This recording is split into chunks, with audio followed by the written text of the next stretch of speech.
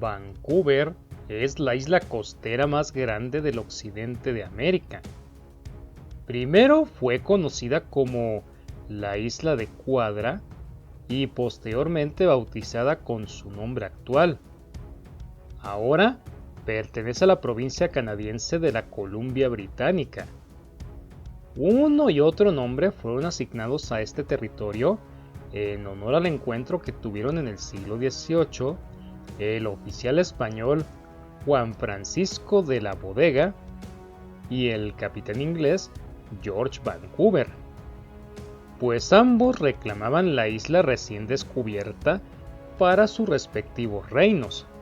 Sin embargo, lejos de los nombres que los europeos dieron a estos territorios que creyeron haber descubierto y consideraban suyos, los Kwakiutl y las diferentes naciones del Pacífico canadiense habían ocupado esa tierra desde poco más de 10,000 años antes.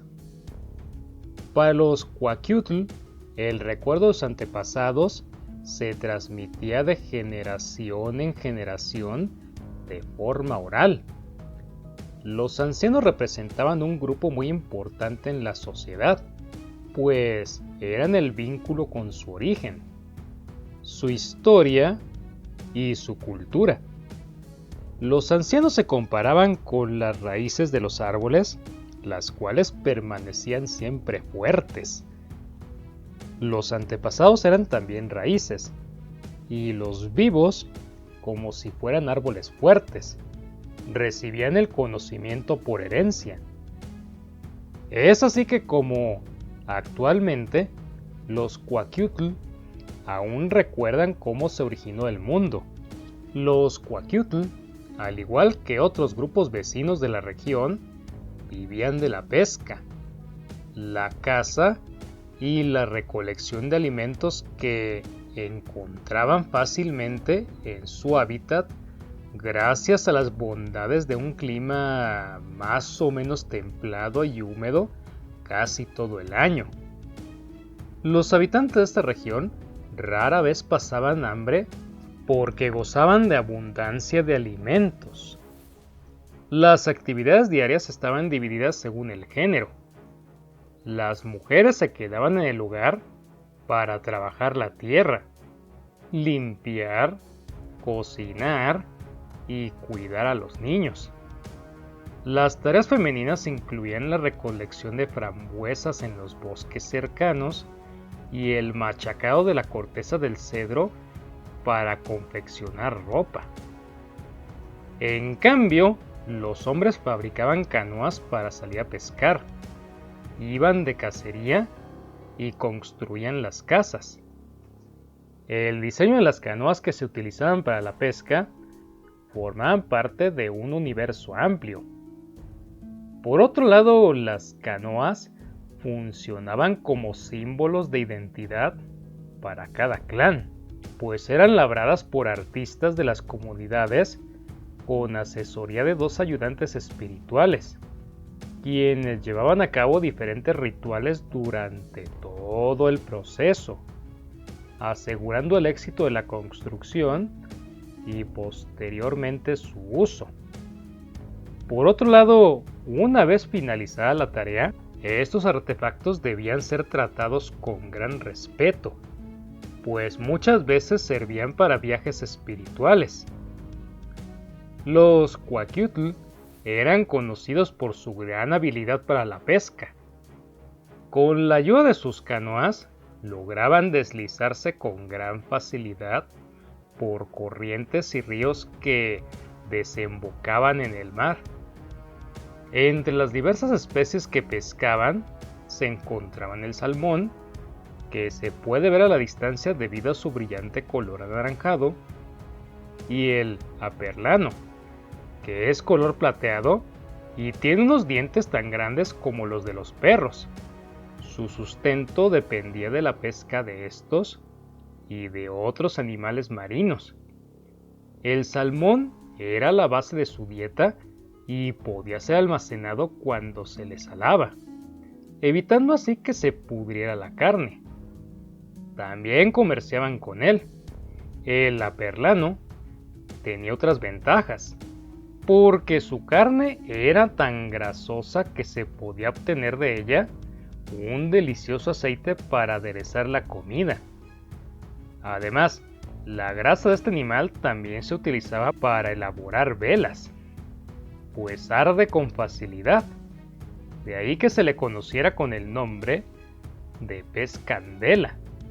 La caza era otra de las actividades en las que los Coaquiutl eran muy hábiles. Cazaban focas, leones marinos, grandes ballenas y nutrias marinas con arco y flecha. Los arcos se elaboraban con raíz del cedro amarillo, que es un árbol que se caracteriza por su madera de textura bastante fina, de color luminoso y de mucha elasticidad.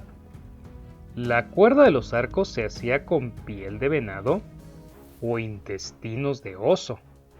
De los animales comían su carne y utilizaban sus pieles.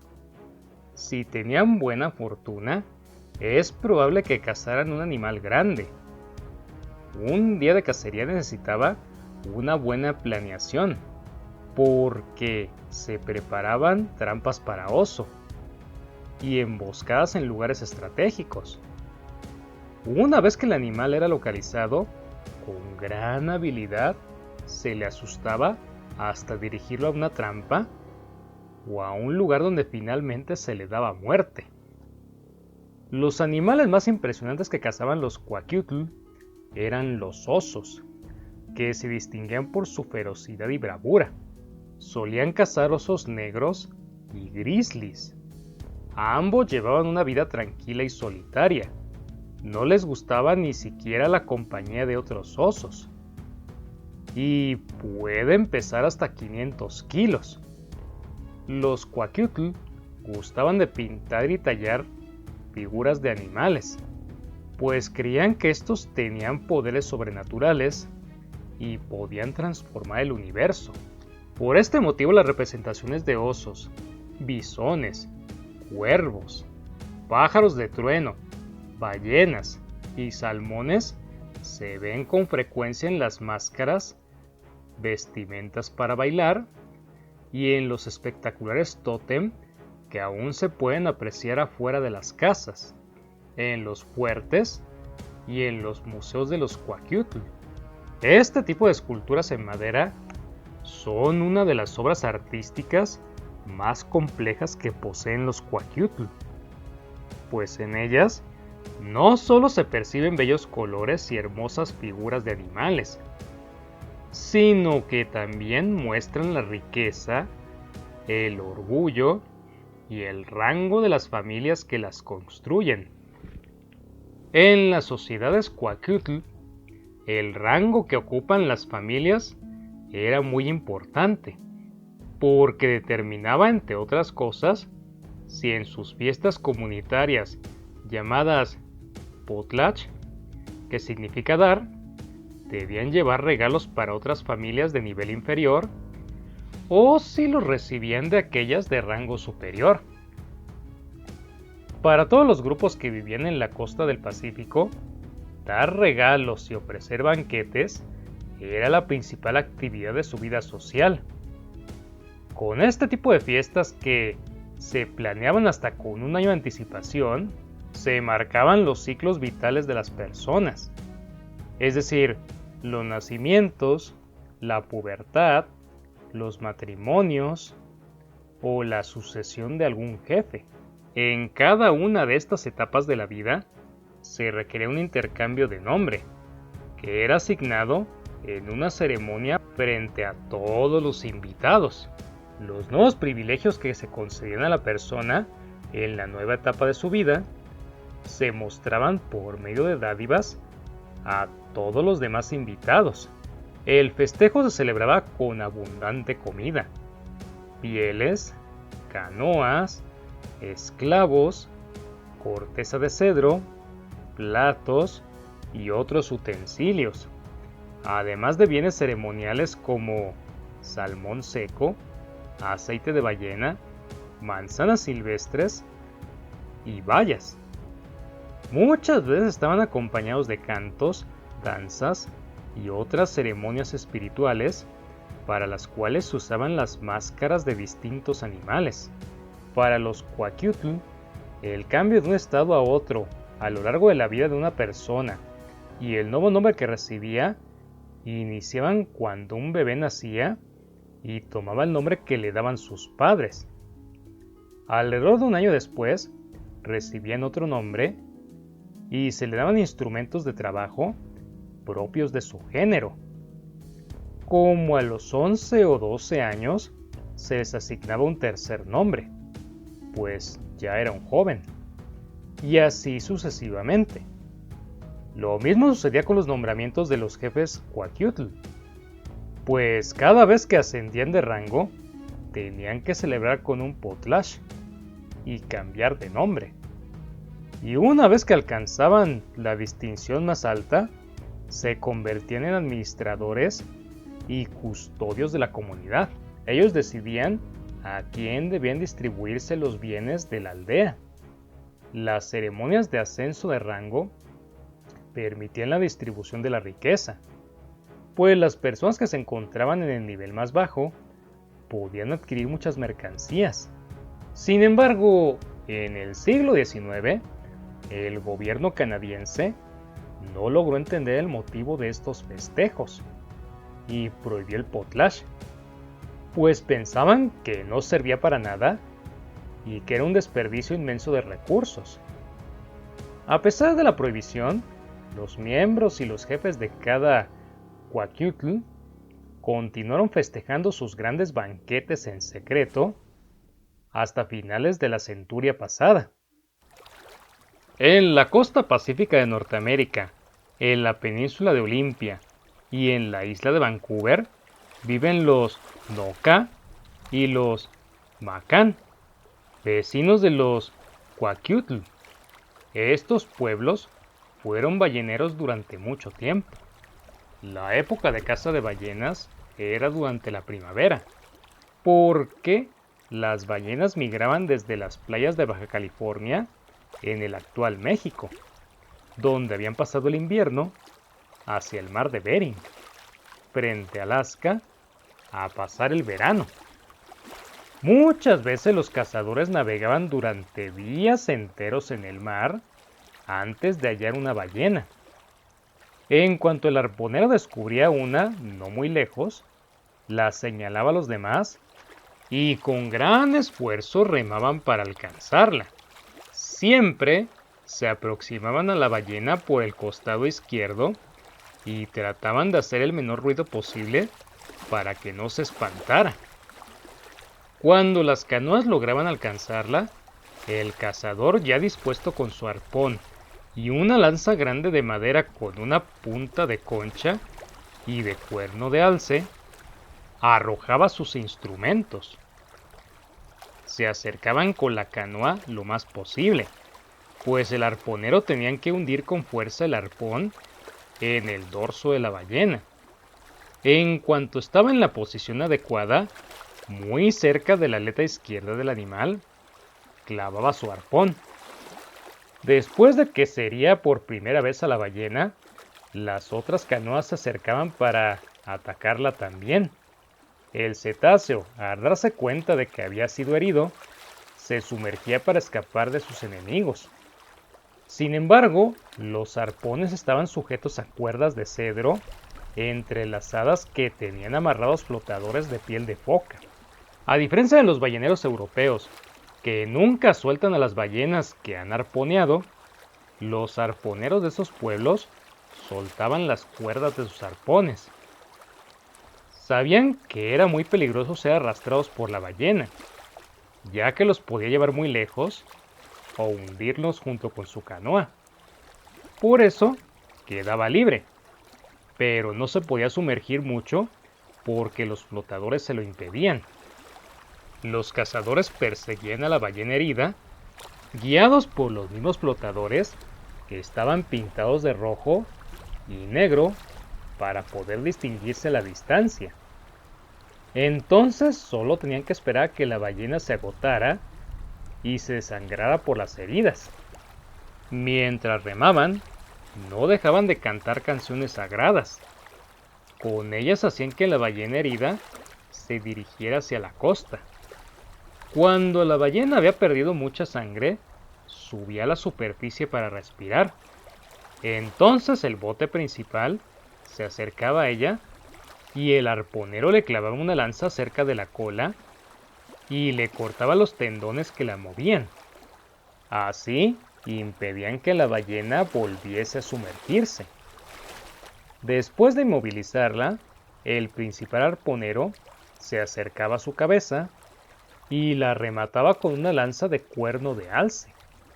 Los cazadores debían evitar que la ballena muerta se hundiese. Para ello le ataban flotadores alrededor de todo el cuerpo y amarraban su boca para que no se llenara de agua. Entonces venía la tarea más pesada: arrastrar a la ballena muerta hasta la costa. Todos los botes ayudaban y los remeros tenían que hacer un inmenso esfuerzo para mover un animal tan grande. Los hombres no eran los únicos que participaban en la caza de la ballena. Las mujeres ayudaban desde la orilla por medio de magia. La esposa del arponero principal era muy importante para la caza, pues ella personificaba a la ballena que perseguía a su marido. Todo lo que hiciera, lo haría la ballena también. Cuando la expedición partía, la esposa del arponero se quedaba acostada en su cama. Si hacía movimientos bruscos, la ballena se escaparía o podría voltear alguna de las canoas. La mujer se cubría con una frazada nueva de corteza de cedro y no podía comer ni beber agua mientras los cazadores no regresaban. Así lograban que la ballena se cansara y sintiera sed. Cuando los cazadores llegaban a la playa, la mujer se levantaba e iba a recibir a la ballena muerta. Primero le daba de beber agua dulce para consolarla por la gran sed que tenía al haber vivido muchos años en el mar. Después bailaba y cantaba para recibirla en tierra firme. Mucho tiempo antes de que las fronteras entre los Estados Unidos y Canadá estuvieran bien demarcadas, varios grupos amerindios vivían de la agricultura, la caza y el comercio en una región conocida como los Grandes Lagos. La región de los Grandes Lagos no solo incluye las cuencas de los lagos superiores, o sea, del Michigan, el Hurón, el Erie y el Ontario, sino que también la porción de tierra donde se filtran sus aguas y la diversidad de flora y fauna que viven en ella. Los pueblos amerindios, radicados en las orillas y proximidades de los lagos, habían aprendido a aprovechar muy bien los ciclos y los cambios de la naturaleza a lo largo del año. De acuerdo con las estaciones, los lagos afectan el clima. En verano absorben el calor y enfrían el aire. En otoño, el aire caliente acumulado se va dispersando y crea lo que se conoce como cinturones frutales, que son lugares aledaños perfectos para cultivar frutas. Finalmente, en el invierno, se produce un fenómeno atmosférico conocido como el efecto del lago, que consiste en que cuando una masa de aire gélido que viene del Ártico pasa por los grandes lagos de agua templada, las nubes se saturan y generan mayores lluvias que van acompañadas de truenos y relámpagos que derivan en grandes nevadas, las más abundantes de toda América del Norte. La zona donde se localizan casi todas las aldeas de los hurones era conocida con el nombre de Huronia. Los pueblos hurones eran famosos por su gran capacidad política. porque conformaban la primer liga o confederación de la que se tiene noticia en el este del territorio canadiense. Esta primer liga estuvo integrada en un inicio por 4 clanes o grandes grupos de parientes y posteriormente en el siglo XVII por 5. Estos grupos se identificaban como linaje de los osos, la gente del venado, la gente de la roca, los que hacen cordones y la gente del pantano. Su pertenencia a esta confederación no limitaba su libertad, pues cada clan o familia conservaba cierta independencia. Para los clanes, la confederación resultaba sumamente ventajosa, porque permitía crear reglas convenientes y beneficiosas para todos, relacionadas con la caza y la recolección, con la delimitación de sus fronteras, con tratados de paz, con privilegios y tradiciones, así como con la resolución pacífica de problemas de cualquier clase. Para lograr esto con éxito, los hurones formaban un consejo al que asistían representantes de cada uno de los clanes. Los hurones, asentados en las riberas del lago Ontario, al sureste de la bahía de Georgian y al oeste del lago Simcoe, se llamaban a sí mismos como Wyandot o Wendat. Sin embargo, ante la dificultad de pronunciar o incluso de recordar estos nombres, los extranjeros utilizaban variantes o bien los llamaban comúnmente como hurones, nombre que en el siglo XVI les asignaron los franceses después de establecer acuerdos de comercio con ellos en Quebec. Las comunidades huronas comían todo tipo de plantas y animales de su entorno y plantaban maíz, calabaza y frijol. Para lograrlo, tenían una clara división de género, es decir, los deberes del hombre y la mujer eran distintos. Las actividades que requerían de mayor fuerza y que implicaban permanecer fuera de casa por largos periodos eran asignados a los hombres. En cambio, las mujeres llevaban a cabo trabajos más rutinarios dentro de la casa y las aldeas. Los hurones y algunos pueblos vecinos practicaban un sistema de agricultura conocido como roza y quema, del cual ya hablamos en otro video. Esta forma de sembrar permitía cosechar en abundancia siempre y cuando se preparara adecuadamente el terreno.